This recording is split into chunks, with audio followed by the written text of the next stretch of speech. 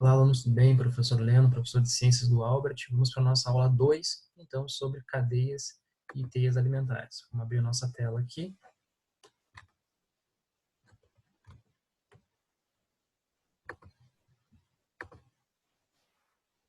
Bom, a primeira coisa que a gente tem que fazer, pessoal, quando vai trabalhar cadeias e teias alimentares, a gente tem que definir o que é alimento.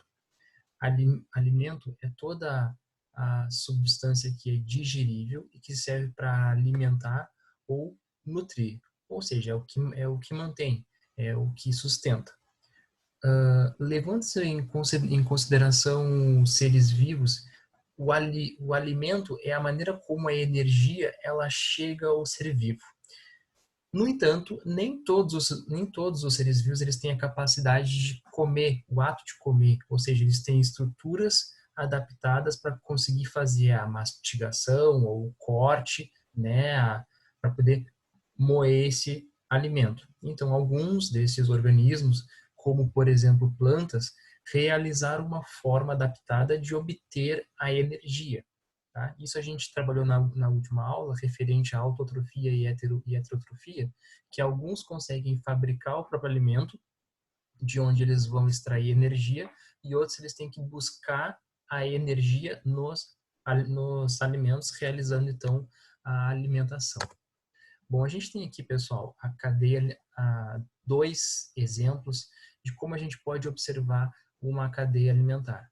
Uma cadeia alimentar, ela sempre vai iniciar por produtores. Aqui a gente tem representados por milho, alface e determinadas plantas e consumidores. A cadeia alimentar, ela representa onde que a energia se encontra em uma relação em uma relação alimentar entre organismos vivos.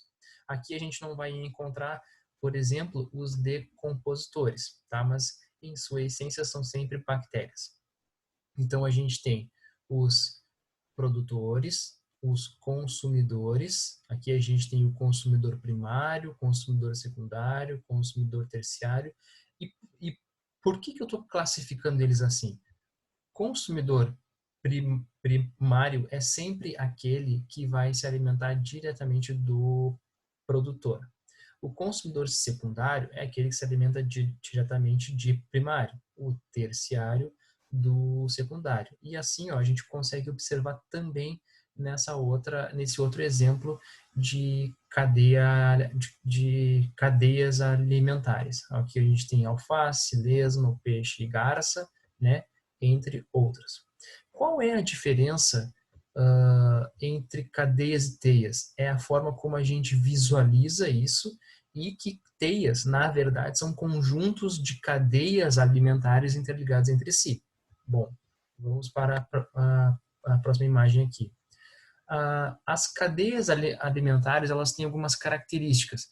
Ela vai ser sempre decrescente, ou seja, a energia presente dentro de uma cadeia alimentar, ela sempre é maior em produtores, e à medida que ela vai passando entre um consumidor e outro, ela vai ficando menor, até que chega em decompositores. Ela é sempre também unidirecional, ela vai sempre respeitar esse sentido, produtor, consumidor e decompositor, e ela vai ser sempre acíclica, né? Ela vai ter sempre um começo e ela vai ter um fim. Ela não é um ciclo, ela não começa e recomeça de novo. Ela começa e termina.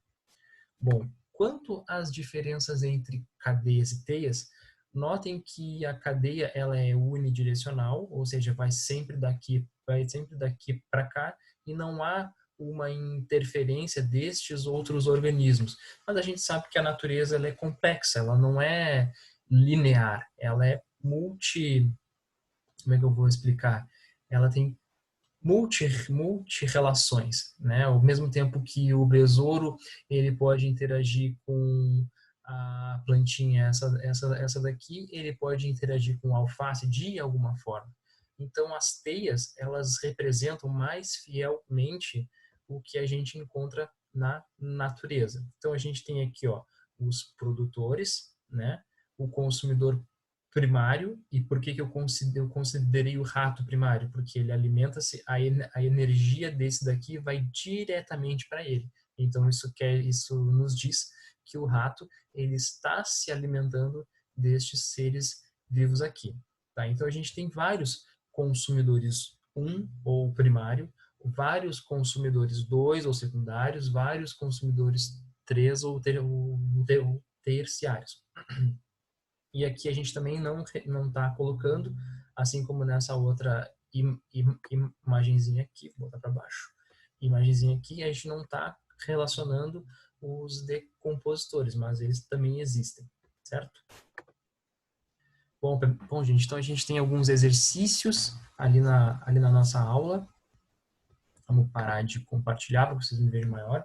A gente tem alguns exercícios ao final do arquivo que está no sistema da escola. Eu quero que vocês peguem esse arquivo, eu quero que vocês também peguem e registrem todos os conteúdos no caderno. Ali tem algumas orientações para o modo como vocês vão registrar isso no caderno, certo?